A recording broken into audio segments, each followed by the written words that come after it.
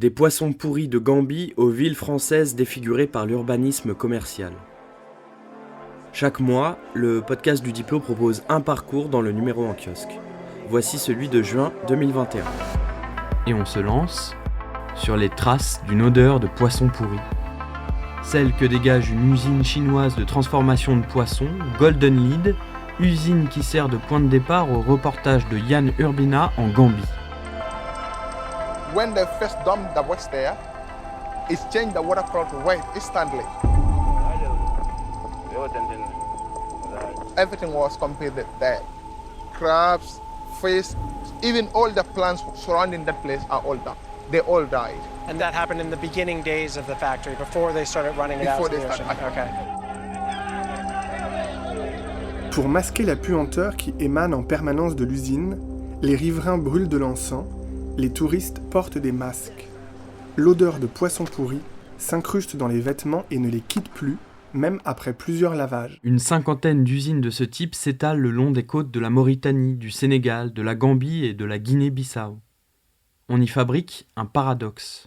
De la farine de poissons sauvages exportée vers les États-Unis, l'Europe et l'Asie pour nourrir des poissons d'élevage. Pour M. Bamba Banja, haut responsable au ministère de la Pêche, l'odeur infernale dégagée par l'usine Golden Lead n'est autre que l'odeur de l'argent. Et M. Banja en sait quelque chose. Vous comprendrez pourquoi en lisant le reportage. Au cours de son enquête, Urbina a accompagné une patrouille secrète mise en place par l'agence des pêches gambiennes et embarqué à bord du Sam Simon à l'assaut d'un chalutier chinois.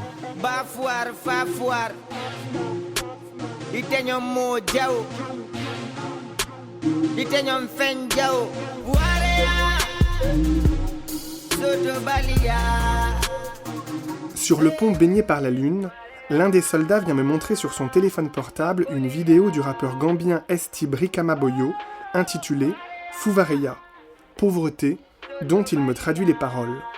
Les gens comme nous, on n'a pas de viande à manger. Et depuis que les Chinois nous ont pris la mer à Gunjur, on n'a plus de poissons non plus. Et nous entrons ainsi dans le monde diplomatique de juin 2021. Un numéro de 28 pages, comme chaque mois, et comme le nombre d'heures de travail hebdomadaire préconisé pour mieux répartir l'emploi et les richesses, et pour sauver la planète. « 28 pages qui s'intéressent aux vertus de la semaine de 28 heures donc, mais aussi au système de santé indien, à Istanbul comme miroir d'un monde arabe fracturé, ou à un réalisateur suédois trop peu connu. »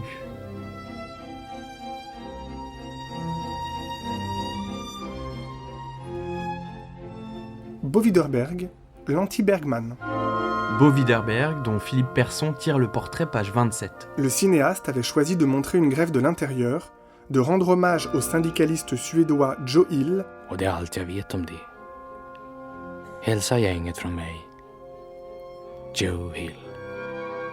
Mais aussi de parler d'amour. Comme dans Elvira Madigan, sorti en 1967, son premier film en couleur, tourné en extérieur et en lumière naturelle. La mise en scène de cette histoire vraie qui a passionné toute la population à la fin du XIXe siècle est une pure merveille d'essence. Scandé par le deuxième mouvement du concerto pour piano numéro 21 de Mozart, ce film raconte avec lyrisme et liberté les amours impossibles d'une funambule danoise et d'un officier.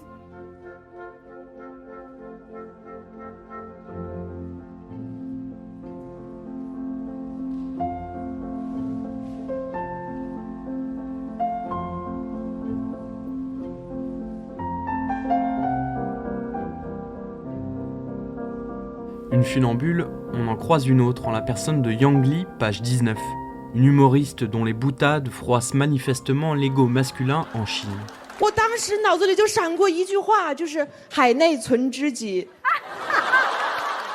Quant aux officiers, ils sont partout dans ce numéro de juin. Et pas qu'en France, où des tribunes de militaires d'extrême droite ont été très commentées. On parle souvent de cette menace de guerre civile, qui moi je pense n'est pas un fantasme. Marion Maréchal, sur la chaîne YouTube Livre Noir, 21 mai 2021. Je veux dire, demain il y a une guerre civile en France, on la gagne.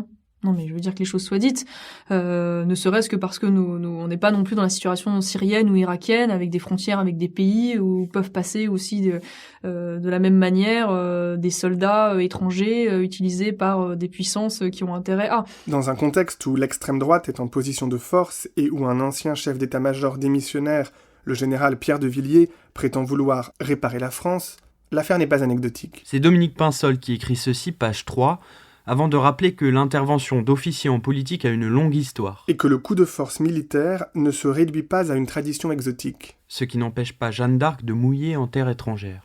La France accumule en Asie-Océanie 7000 militaires, 15 navires de guerre et 38 avions présents en permanence. À cette armada se sont ajoutés de la fin mars à juin le porte-avions à propulsion nucléaire Charles de Gaulle, le sous-marin d'attaque à propulsion nucléaire Emeraude, plusieurs avions dont 4 Rafales et un A330 ravitailleur, le groupe opérationnel amphibie Jeanne d'Arc avec le porte-hélicoptère amphibie Tonnerre et la frégate furtive Surcouf. Que va donc faire la France dans cette galère ?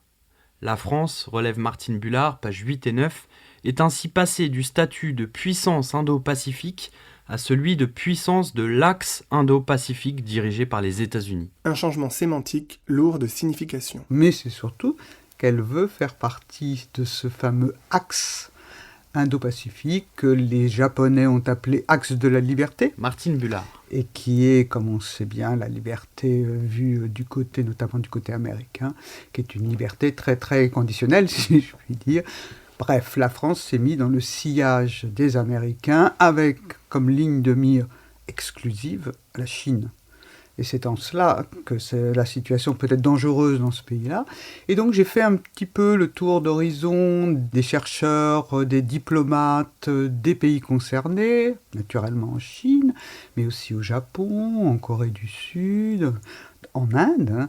Donc c'est un petit tour d'Asie. Et comment s'appelle l'article, Martine, finalement, le titre choisi ? C'est l'Alliance Atlantique bat la campagne en Asie. Au Brésil, de nombreux militaires sont entrés au gouvernement après l'élection de Jair Bolsonaro. Jusqu'ici, tout se passait bien entre ces officiers et l'ancien capitaine d'artillerie devenu président. Pourtant, de récents désaccords entre le chef de l'État et des généraux en vue ont alimenté des rumeurs de coup d'État.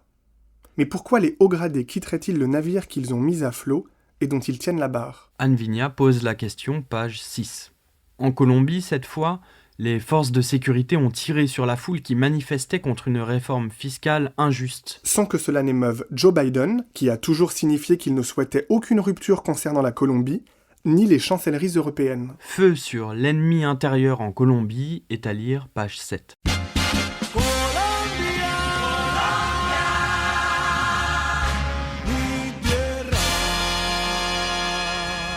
Colombia Tierra Querida, considéré comme le second hymne colombien. Colombia tierra querida, himno de fe y armonía. Cantemos, cantemos todos, grito de paz y alegría. Vivemos, siempre vivemos a nuestra patria querida. Su suelo es una oración y es un canto de la vida. Su suelo es una oración y es un canto de la vida. Et à Gaza, enfin, l'armée israélienne a mené une énième expédition punitive baptisée Gardien des Murailles. La 5e depuis 15 ans. Serge Halimi lui consacre son édito et Alain Grèche une analyse intitulée « Guerre sans fin contre les Palestiniens ». En Palestine, l'histoire se répète. Régulièrement, inexorablement, impitoyablement. Et c'est toujours la même tragédie. Une tragédie que l'on pouvait anticiper, tant les données sur le terrain sont aveuglantes, mais qui continuent à surprendre ceux qui prennent le silence des médias pour l'acquiescement des victimes. Chaque fois, la crise épouse des contours particuliers et emprunte des chemins inédits. Mais elle se résume à une vérité limpide. La persistance depuis des décennies de l'occupation israélienne, du déni des droits fondamentaux du peuple palestinien et de la volonté de le chasser de ses terres. Pour écouter la suite de cet article d'Alain Grèche lu par Marine Béard, ainsi que l'archive du mois « La Palestine n'a pas disparu », un récit de voyage du célèbre Édouard Saïd publié en 1998 et introduit par ce même Alain Grèche. Vous vous souvenez de la publication de ce texte ? Oui, tout à fait, bien sûr. C'était le 50e anniversaire d'Israël. Que faut-il faire ? S'abonner au journal audio. Rassurez-vous, vous ne tomberez pas seulement sur des uniformes kaki, mais aussi sur le patron de Jiffy, Philippe Ginestet. Ginestet Philippe. J. Phi. Voilà. Mais vous savez... Philippe Descamps a rencontré Philippe Ginesté et coordonné le dossier du mois sur l'urbanisme commercial. Quand je vendais mes aspirateurs, je militais au Parti communiste. D'accord. Donc je suis allé avec Philippe Baquet le rencontrer, on a fait l'entretien à deux, c'est toujours mieux d'être deux pour un entretien un peu... Tout le monde connaît Jiffy, mais peu de gens connaissent l'histoire de Jiffy. Et sinon, sur l'idée de ce sujet, moi j'avais traversé les États-Unis en 90 et j'avais été frappé par les entrées de ville, toutes moches, toutes les mêmes, toujours les mêmes enseignes. Et je m'étais dit, heureusement, il n'y a pas ça en France. C'était il y a 30 ans, maintenant on y est pleinement. Là. C'est la catastrophe ce qu'on voit chez nous. Il faut rendre à César ce qui est à César. L'idée, elle vient de Cécile Marin, donc c'est à elle qu'il faudra demander. On est donc allé voir la cartographe du Diplo, Cécile Marin. Cécile, je peux venir vous déranger maintenant ? Non, là j'ai vraiment pas le temps. C'est le bouclage ? C'est le bouclage et je suis pas en avance. On a retenté notre chance le jour du bouclage.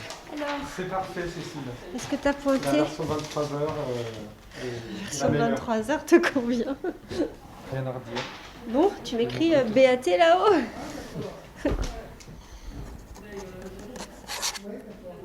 Merci. Alors Cécile, ça y est ? C'est bouclé ? Ça y est, c'est fini. Retour au calme. Bravo. Alors dans ce dossier urbanisme, la ville défigurée, on a une monographie cartographique et texte sur la ville de Lyon, sur l'Est lyonnais. On a une carte sur la création, les autorisations de surface commerciale ces 4 dernières années. Un graphique qui rappelle l'extension des surfaces commerciales en France depuis les années 70 avec des repères temporels législatifs. Et un petit graphique qui rappelle les profits des promoteurs immobiliers qui sont cotés en bourse avec un statut fiscal très intéressant pour elles. On ne peut pas non plus empêcher les gens totalement de consommer. Il y a aussi des besoins. Le problème, et c'est ce qu'on montre aussi dans le papier sur Jiffy, le problème c'est qu'on ne peut pas laisser l'aménagement du territoire à des gens qui cherchent avant tout à gagner de l'argent. Prochain épisode du podcast du Diplo en juillet. Retrouvez tous les épisodes dans le journal audio monde-diplomatique.fr/audio et d'ici là, rendez-vous en kiosque.